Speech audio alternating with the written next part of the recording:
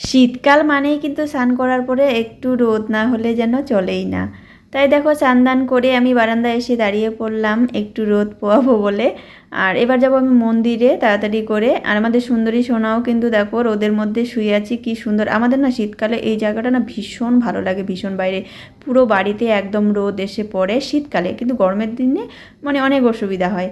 তো ওইদিকে মন্দিরে চলে এসেছি আমি, মায়ের মন্দিরে ঘরের মন্দিরে দু জায়গায় পুজো দেবো, আর দিতে দিতে না অনেকটা সময় লেগে যায়। আর আমার না 1 ঘন্টা না হলে পুজো দেওয়া হয়ই না, 1 ঘন্টা না হলেও 1 ঘন্টার কাছাকাছি সময় লাগে।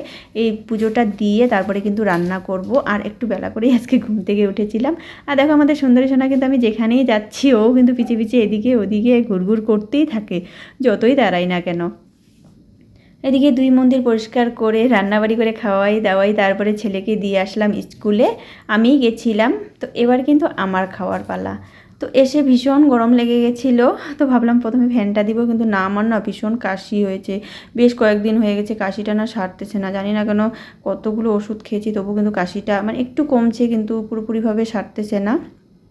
তো এবার চলো, আমার খাওয়া দাওয়া কিন্তু হয়ে গেছে। খাওয়া দাওয়া করে এবার বাসন টাসন ধোয়ার পালা। বাসন ধোয়ার পরে অনেক কাজ আছে। রাজদীপের বাবা গেছে ওই যে ময়নাগুড়িতে গেছে, ময়নাগুড়ি থেকে আসার পর কিন্তু বীজ বুনবে।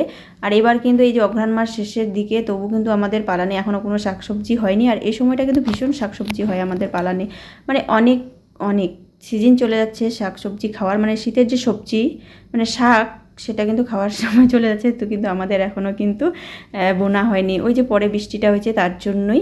তো এদিকে খাওয়া দাওয়া করে রান্নাঘরটা দেখলাই তোমরা, এলোমেলো হয়েছিল। আমি তাড়াহুড়া করে স্কুলে গেছি, স্কুল থেকে এসেই আমি তারপরে রান্নাঘর পরিষ্কার করি, কারণ ওই সব পরিষ্কার করতে গেলে আমার অনেকটা সময় লেগে যাবে। এত ঘোরার পরের অবস্থা কি খারাপ, আর যদি আমি পরিষ্কার না করি তাহলে রাজদীপের বাবা এসে একদম ডাকাডাকি করবে। আর এই দেখো বীজগুলো হঠাৎ করে মনে পড়লো, রাজদীপের বাবা কিন্তু বাড়িতে চলে এসেছে। ওকে দেখে আমি গাড়ির শব্দ পেয়েই কিন্তু আমার মনে পড়লো, আমাকে বলছিল যে বীজগুলো ঝরা দিয়ে রাখতে, কারণ দুপুর মানে এসে বুনবে। আর তাড়াহুড়া করে আমাকে এসেই জিজ্ঞাসা করছে, তুমি কি ঝরা দিয়েছো? আমি কিন্তু বলেছি মিথ্যা কথা যে হ্যাঁ দিয়েছি, কিন্তু আসলেও কিন্তু আমি দিইনি। যদিও সেরকম একটা মানে সময় লাগে না জলটা ঝরা দিতে। আর এদিকে দেখো ছেলে স্কুল থেকে ওর বাবা নিয়ে আসলো, ও আসার পরে খাওয়া দাওয়া করেই টাইম হয়ে গেছে 1:30টার দিকে, যেহেতু এখন পরীক্ষা চলতেছে। এমনিতে তো হ্যাঁ 2:15টার দিকে স্কুল ছুটি হয়, আর আজকে পরীক্ষা চলতেছে তার জন্য 1:30টার দিকে। তোর বাবাই নিয়ে আসলো, তো একটু ধরাইলাম ওকে আমি। আজকে ওর পরিবেশ পরীক্ষা ছিল, কালকে হবে সাধারণ জ্ঞান। তো এদিকে দেখো বিকালবেলা কর্তা গিন্নি মিলে আমরা কাজে লেগে পড়েছি, আর আমার ছোট্ট ক্যামেরাম্যান ক্যামেরা করে দিচ্ছে, আর রাজদীপ তো খেলতে চলে গেছে। তো এই যে বললাম বীজগুলো বুনবে। তো খাওয়া দাওয়ার পরে কিন্তু আমরা দুজনে মিলে চলে এসেছি। আর এই দেখো সাইডে না গোবরগুলো ছিল, রাস্তার মধ্যে গোবর দেখতে ভালো লাগে না।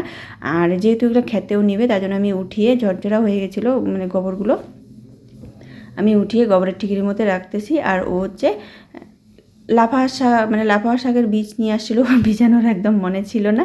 পালং, মটরশুঁটি, তারপরে হচ্ছে গাজর, ধনিয়া, মূলা, ডাঁটা, তো এসবই আজকে বোনা হয়েছে, আর সরষা। আর এই দেখো আমার ছোট্ট নার্সারি বাগান। তো রাজদীপের যখন পরীক্ষা চলছিল, তো তখন যখন স্কুলে যেত ও, আসার সময় একটা দুটো করে গাছ নিয়ে আসতো। আর আমার ভীষণ একটা পছন্দের বেলি ফুল গাছ। তো আগে একটা বেলি ফুল গাছ হয়েছিল না, অনেক কষ্ট করে লাগিয়েছিলাম, কিন্তু ফুল ফুটেনি, গাছটা নষ্ট হয়ে গেছে। যেহেতু আমাদের বর্ষাকালে বাড়ির চারপাশে, যারা আমার ভিডিও দেখেছো আগে জানোই, কারণ উঠোনের মধ্যে এত জল থাকে না, মানে কোনো ফুল গাছ হয় না, নষ্ট হয়ে যায় ফুল গাছগুলো। তার জন্য হচ্ছে আবারও নিয়ে আসি, বালতির মধ্যে বুনছি, এবার মাটিতে বুনিনি। আর এই দেখো সন্ধ্যাবেলা, শীতের সন্ধ্যা মানে জানোই কিছু একটা মুখোচর খাবার না হলে ভালো লাগে না। রাজদীপের বাবা দেখো মুড়ি আর চানাচুর নিয়ে আসছে, আর সাথে নিয়ে আসছে ঘুগনি। এটা শুধু আমিই খাবো, আর কেউই খাবে না। রাজদীপ খাবে না, খেয়ে আসছে, আর বাবা তো খাবেই না। তো রণদীপ আর আমি, রণদীপ হয়তো একটু খাবে, মুখে দিবে, তারপরে হচ্ছে আমি।